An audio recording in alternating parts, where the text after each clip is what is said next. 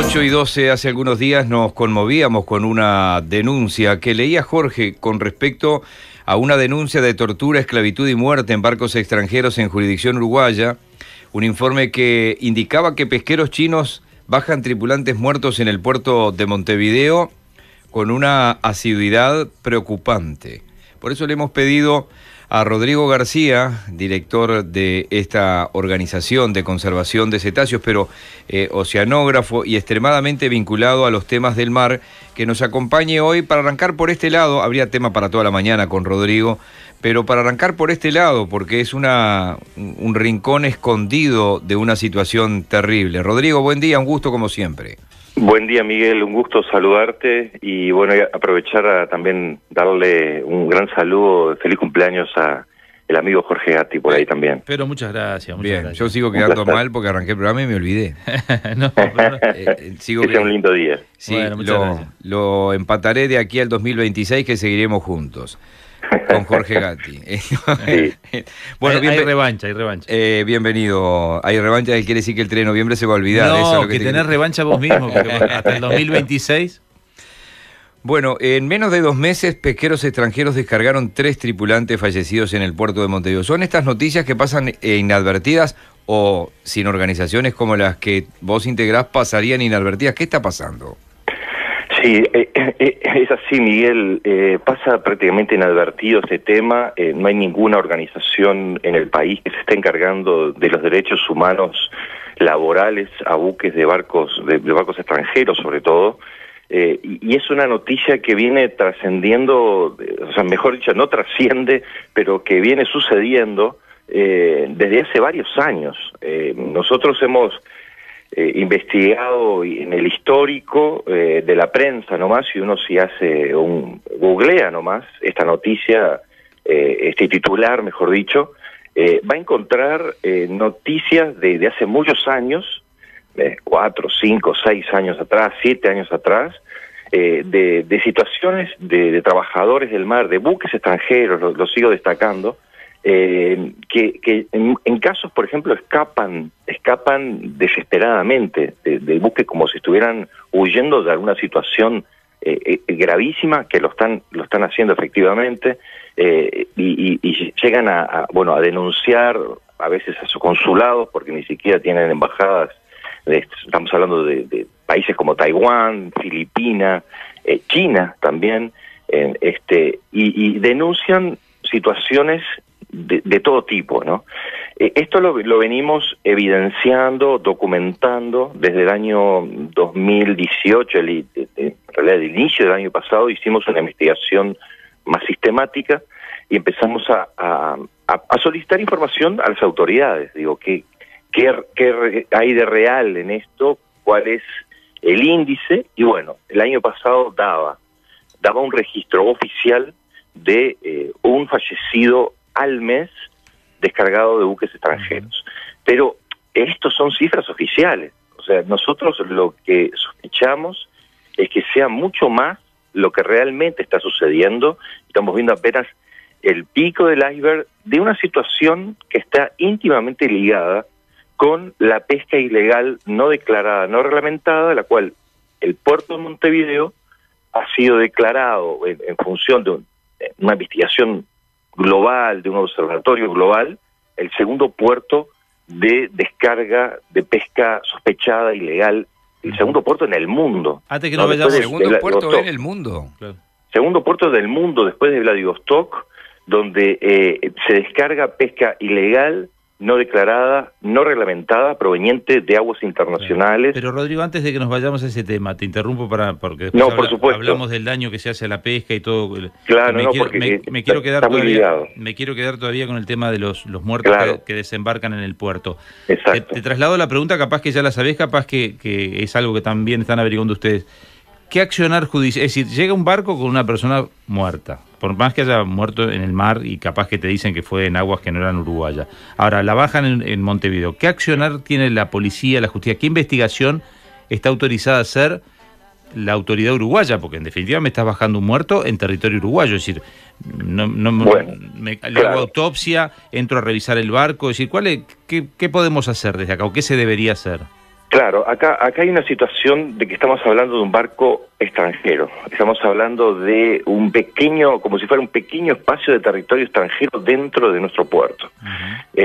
Lo que hemos nosotros averiguado es que poco se puede hacer, poco se está haciendo, prácticamente no se está averiguando cuáles son las razones de los fallecidos, porque provienen de otros países, como te decía, de Filipinas, de Taiwán, generalmente asiáticos, y por lo tanto no hay ninguna autoridad que esté tomando las riendas de este tema, a pesar de que mismo los trabajadores de estos barcos han denunciado situaciones de maltrato, etcétera. Como vuelvo a decirlo, es un barco de origen extranjero, de pesca, no se puede actuar de la forma normal, digamos, por procedimientos jurídicos y legales normales de Uruguay. Nosotros tratamos de contactar por ejemplo, al Instituto Nacional de Derechos Humanos para ver qué podría hacer con ese tema. O sea, los dejamos entrar al puerto, entran al puerto, pero no podemos hacer nada. No, exactamente. Y el Instituto Nacional de Derechos Humanos nos dijo que de ese tema ellos no se encargan. ¿Y ese muerto que va a los tubulares del cementerio del norte? Bueno, el último que desembarcaron, el taiwanés, lo quisieron cremar y ahí intervino la embajada para que fuera repatriado a su país de origen y que tuviera un entierro digno, ¿no? Taiwán ni embajada tiene acá, ¿no? Desde el año 86. Exactamente. Entonces, ahí actúan los consulados y ahí depende de la buena voluntad del consulado, ¿no? Uno se pregunta si algunos otros barcos que no vienen a puerto, si no los tiran al mar a la pasada. Bueno, ese es el otro número que se sabe ya, es algo bien sabido y que no se tiene un registro, obviamente no se tiene un registro, ¿no? Y también me dicen que a veces aparecen en el puerto, a pesar de los acuerdos y convenios internacionales, entra un barco, no tiene bandera, el nombre ni se lee, un nombre ilegible, que esas cosas pasan también. Bueno, justamente hicimos un informe al respecto también. Venimos haciendo una recopilación de todos estos datos que ocurren en el puerto de Montevideo, hay situaciones no solamente de barcos que tienen el nombre borrado, prácticamente ni se le ve, 2 barcos con el mismo nombre, HHM1, eso lo puede uno hasta corroborar hoy gracias a la tecnología que existe satelital, al sistema AIS, un sistema automático de información satelital que los barcos en general tienen y deben de tener por temas de seguridad, por temas de identificación, obviamente, y uno se lo puede ver en diversas páginas de internet y nos pasó estando con la Armada, reunidos con la Armada, porque nos hemos reunido absolutamente con todas las autoridades, cámaras por haber que existan relacionadas a la pesca, a derechos humanos. En derechos humanos, vuelvo a decir, no pudimos identificar una sola organización que tome este tema por las riendas. No hay. Vamos a tener que ir a Amnistía Internacional, no sé, porque es gravísimo. Estamos siendo de alguna manera cómplices de una situación que se vive en todos los mares del mundo, en aguas internacionales, realmente una película de terror, la esclavitud de los mares, y como el barco es considerado territorio extranjero, no se lo interviene. Entonces entran acá con la condición de que somos un puerto libre, ¿no? Sí, está bien, pero entra un barco que y cuando entra un barco que ni bandera tiene... No, por lo general tienen bandera. Eso digamos que eso ya sería demasiado. Pero las situaciones de irregularidades adentro del puerto de Montevideo, de cambios de nombre, del mismo nombre, o inclusive de barcos que ni siquiera se registran en la ANP. La ANP tiene ordenadamente el ingreso de todos los barcos, uno puede entrar también, es libre, ve los barcos que entran, de dónde vienen, a qué hora entra, a qué hora sale, a qué viene, pero uno hace el conteo de muchas veces de los barcos que tiene la ANP registrados y cuenta los que está en el mapa satelital dentro de la bahía de Montevideo y hay más barcos satelitalmente que los que están registrados en la ANP. Ahora, Rodrigo, ahora sí te llevo al tema de la pesca y el daño que hacen. Ahora, me imagino que un barco que hay situaciones de esclavitud para los humanos, cuando sale a pescar no le importa arrasar con todo, debe usar qué es lo que está prohibido en el uso y esta gente igual usa, de qué manera se puede controlar de que no nos destrocen todo lo que es el ecosistema marino, que no se lleven los pescaditos chiquitos, por decirlo de alguna manera, con esas redes tan finitas, que no se lleven lo que no quieren y terminen tirando pescado que no iban a guardar en las cámaras. Es decir, claro, ¿cómo se los controla? Claro. Cuando no se les controla cómo tratan a los humanos, me imagino que lo otro tampoco se controla. Exactamente. Nosotros empezamos realmente a enfocar el tema, primero que nada, por el tema de la pesca ilegal, ¿no? Porque estos barcos no cumplen absolutamente con ningún acuerdo internacional. El Uruguay sí ha ratificado internacionalmente, ¿no? El problema acá es el problema de capacidad de inspección. El año pasado se inspeccionó apenas el 10,5% de todos los barcos que entraban al puerto de Montevideo, barcos pesqueros estamos hablando, ¿verdad? Casualmente no se inspeccionó ninguno chino. Es un dato que a nosotros nos llamó la atención porque China hoy ocupa el top ranking en un índice mundial establecido por otra organización internacional de pesca ilegal no declarada, no reglamentada, ¿no? ¿Y eso qué te sospecha? ¿Que es por un tema político? Bueno, hay un tema político de fondo, hay un tema de falta de recursos humanos también de fondo, pero tiene que ver con lo primero.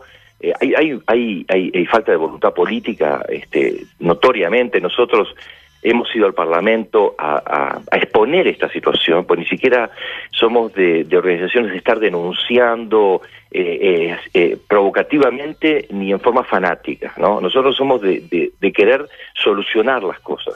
Entonces tenemos instrumentos para solucionar la pesca ilegal. ¿Cuál es? Hay un acuerdo internacional, se llama Acuerdo Medidas de Estado Rector del Puerto.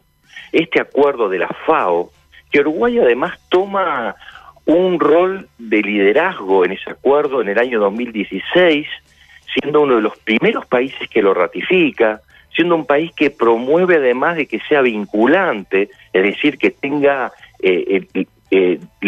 vinculación con la ley de nuestro país, o sea que fue una ley en nuestro país que se reglamenta y por lo tanto tenemos un instrumento muy fuerte para prevenir la pesca ilegal. Sin embargo, a pesar de que existe, como tantas otras leyes que existen en otro país, no se aplica. Bueno, nosotros lo que hicimos fue decir, bueno, vamos a aplicar la ley, hay una comisión coordinadora, nunca se reunió la comisión coordinadora, la cual la DINARA nuevamente en estos temas es la que debería tomar las riendas, pero cuando vamos a consultar a DINARA dicen, no, nosotros estamos teniendo nuestras propias reuniones internas, pero como ustedes que son sociedad civil, no son poder ejecutivo, no tienen por qué saber que nos estamos reuniendo. Pero en consecuencia nosotros pedimos a los demás integrantes de esa comisión si se han reunido y qué resultados han tenido, porque qué bueno, ¿no? Nos alegra mucho. No hay ningún resultado, no hay ninguna reunión y por lo tanto estamos no solo siendo cómplices de la pesca ilegal, de este tema de derechos, de abuso de derechos humanos en el puerto de Montevideo, sino que además es un papelón internacional, ¿no? Sí, hay tantos temas para hablar contigo que si estás de acuerdo te vamos a llamar más adelante, porque hay cosas que gusto, Miguel. Cuando vos decís DINARA, yo me acuerdo del SOIP, su legado que fue ILPE y bueno, ahora esta Dirección Nacional de Recursos Acuáticos. Vamos a ver en este año de campaña electoral si se lo mantienen o le sacan, si hay alguna propuesta para mantener o sacar, esto es una ironía de la que me hago cargo, Ministerio de Ganadería, Agricultura y Pesca, y la verdad que la DINARA están muy cerca de acá y los podemos invitar y no se van a ofender si se los digo en la cara, salvo anunciarme cuando hay marea roja, o que está muy bien, porque eso conlleva un riesgo gigante para la salud y algunas otras cosas.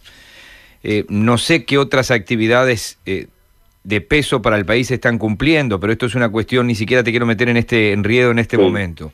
Pero es cierto. Sí, y de hecho te con diría... el frente marítimo que tenemos, como cuando vino Lech Walesa y dijo, ¿qué fue que dijo? Catástrofe, fue que no, ese fue el otro, era Petrovich. Pero sí que no podía entender que con el frente marítimo que había prácticamente en este país no se pescaba.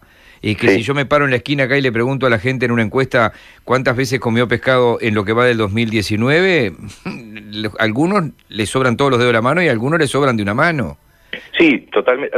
Recordemos una cosa que es importante: cuando el nacimiento de esta institución tuvo que ver para básicamente administrar la matanza de lobos, ¿no? Sí, por eso te nombré al SOIP y después a ILPE. El SOIP, que vos mencionás, exacto. ILPE era, el otro era Servicio Oceanográfico y de Pesca, ILPE era Industria Lobera y Pesquera del Estado. Exacto. Entonces, es como un árbol que nace torcido y que después para enderezarlo se puede llegar a quebrar, ¿no? Sí, entonces, creo que hay que plantar un nuevo árbol, hay que renovar. Yo conozco, inclusive tengo colegas ahí dentro que son de primerísimo nivel, por supuesto alineados con la conservación marina a más no poder. Sin embargo, tienen las manos atadas de mano, ¿no? Es así. Te quiero en un segundo más, porque se nos fue el tiempo. En los primeros días de este año, creo que fue la revista Nature, hablaba de esta gigantesca isla de basura, la que está ahí en el Pacífico, entre California y Hawái, podríamos decir. Así es. Y estaba leyendo en ese informe, ahora lo busqué acá, el área de residuos está ahora en 1.600.000 kilómetros cuadrados, es decir, 3 veces el tamaño de Francia, por ejemplo, podríamos decir 8 o 9 veces el tamaño de Uruguay, y hablan de 80.000 toneladas de plástico, una cifra que es 16 veces más alta que el último reporte que se había hecho. Yo a veces sí sigo a esta gente del Ocean, la fundación esta de Océanos Limpios de Holanda, la Ocean Cleanup Foundation, que vos la debes seguir muy de cerca también. Había un chico muy joven allí que había inventado algo como para degradar esto poco a poco. No sé qué información tenés de esta isla. Sí, ese es un programa que está en marcha, de que falló otro que estaba en marcha también, un gran barco que iba arrastrando estos grandes plásticos, y el otro está ya puesto en práctica y está empezando a trabajar. Ahora, es importante, ese es un gravísimo problema que vive los mares, que Océanos Sanos también está abordando, pero el problema está a un nivel más chiquito también, y quizás más grave, que es el de los microplásticos y el de los nanoplásticos. Que terminan matando a poblaciones marítimas enteras, ¿no? Claro, porque ya se ha visto, y inclusive aquí en el Río de la Plata, de investigaciones que se han realizado, microplásticos en el estómago de los peces, y por supuesto de las aves, de las tortugas, etcétera. Entonces, bueno, ese es un llamado de atención también importante, Miguel, que siempre hacemos desde Océanos Sanos, para evitar del consumo de todos los ciudadanos, de cada uno de nosotros, aquellos plásticos de un solo uso, la pajita, el vasito, la bandejita, bueno, dejarlos, negarlos, y bueno, es una de las acciones que nosotros estamos impulsando también para, bueno, salvar los océanos y la vida humana, por supuesto, ¿no? Porque va totalmente ligada, ¿no? Mantenete en línea, que te voy a comentar la idea de lo que te voy a plantear para un próximo llamado. Encantado, te lo voy a comentar fuera de aire. Hemos hablado muy agradecido con Rodrigo García. ¿Seguís viviendo en La Guada, en Costa Azul? ¿Por dónde andás? Sí, por tus pagos, por supuesto, estamos por allá. Sí. Un abrazo grande. Un abrazo grande. Ciudadano Radio. Periodismo responsable y riguroso.